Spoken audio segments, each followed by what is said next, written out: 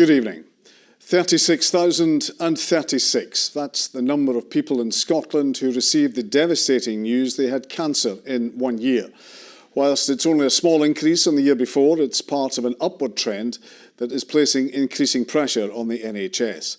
The data released today also shows a 30% increase in the number of men and women being diagnosed with colon, rectal and bowel cancers over a 10-year period. At the forefront of research and treatment of the disease is the Beatson West of Scotland Cancer Centre. Our reporter Ollie Dickinson is there for us this evening, where STV News has been given exclusive access.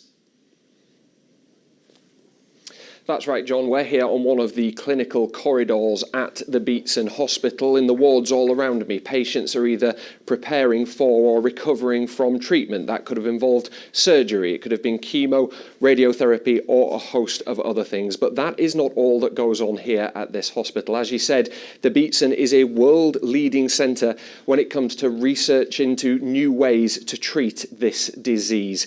It's also the place where people come to be told that they have cancer and plan their treatment programme moving forwards. Well, a few weeks ago, myself and the STV cameras were invited into the Beatson and given access to all areas of this hospital as we attempted to capture a snapshot of cancer care in Scotland in 2024. It's Monday morning at the Beatson West of Scotland Cancer Centre. We're going to be doing your operation this morning. Is there any other questions you've got before we get on with it? No, I'm fine this morning. Michael Galt is about to have surgery to treat his prostate cancer. He's one of more than 8,000 new patients seen each year. We diagnosed with prostate about August this year. 2 weeks ago, I was actually in for the planning study. Had that and was all given the go-ahead. You come in and you just feel as if they're friends. There's not that patient doctor or patient nurse. It's the case you just feel you're all part of one unit. Once in theatre, Dr. David Dodds and his team carry out brachytherapy, or prostate seed implantation. The surgery involves placing irradiated metal implants, smaller than a grain of rice, into the prostate gland to deliver a precise, high dose of radiation. It's one of an increasing number of ways the disease can be treated, but there are concerns about the demand being placed on services.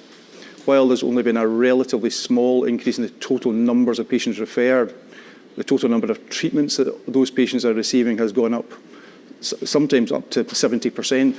And the problem is that that increase in demand has not necessarily been matched by an increase in the resource to furnish the demand. And that has created difficulties within the department as a whole. The rise in new treatments is welcomed, but they come at a cost. Often beyond the pounds and pence is a demand for staffing, overtime and specialist training. A lot of drugs, when they are approved, they're approved in isolation in the sense that there's a drugs cost, and that's what is expected to be met. But what's not expected to be met is the cost of the pharmacists, the nurses, the doctors, the technicians, the admin staff, and everything that goes along with trying to run a service. So it would be a real improvement to the service if we were able to incorporate a little bit more of a holistic view. Alongside the surgical, the Beatson also provides services to help patients cope as they go through treatment. Upstairs at its wellbeing centre, patients can step away from the wards for a massage, a haircut, a wig fitting, or just a catch-up with friends and family. I mean, it's just wonderful that, you walk in and they ask you a cup of tea or something, and you get lots of cups of tea and biscuits, and your friends can visit you and sit here, and you feel like you're in a cafe with lots of sky and roofs and views, and you're not. It's deliberately non-medicalised in here. The areas that we're focusing on is the additional things like supporting people emotionally while they're attending the hospital, providing light relief as well. So if somebody wants a chat or to get away from that ward environment, we've got activities, and just providing that kind of place to come away from the ward is really, really important.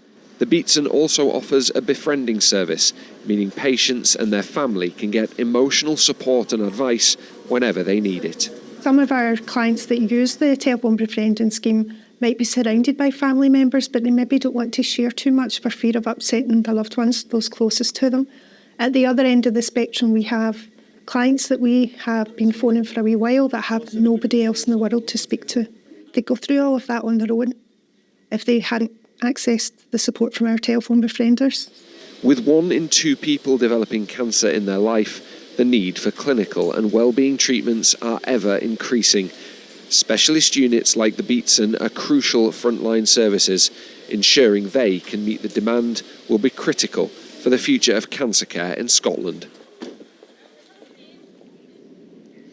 Well, as you can see, we've now moved into the Beatson Wellbeing Centre. It's literally a couple of metres away from the ward I was on just a few minutes earlier. But in terms of cancer care, it's another world away. It's non-surgical, non-clinical. It's a calm place, a restful place, a place where people can catch up with friends and relax. It's a sense of a bit more of normality during a really challenging time. There's a cinema room. There's a place where people can come and read. They can play games. There's even been live music here, all designed to keep spirits high. And as Dr. David Dodds said in that piece just a few moments ago, as more people receive treatment and those people receive more treatments for cancer, spaces like this are going to be just as important as the clinical ones when it comes to the fight against the disease.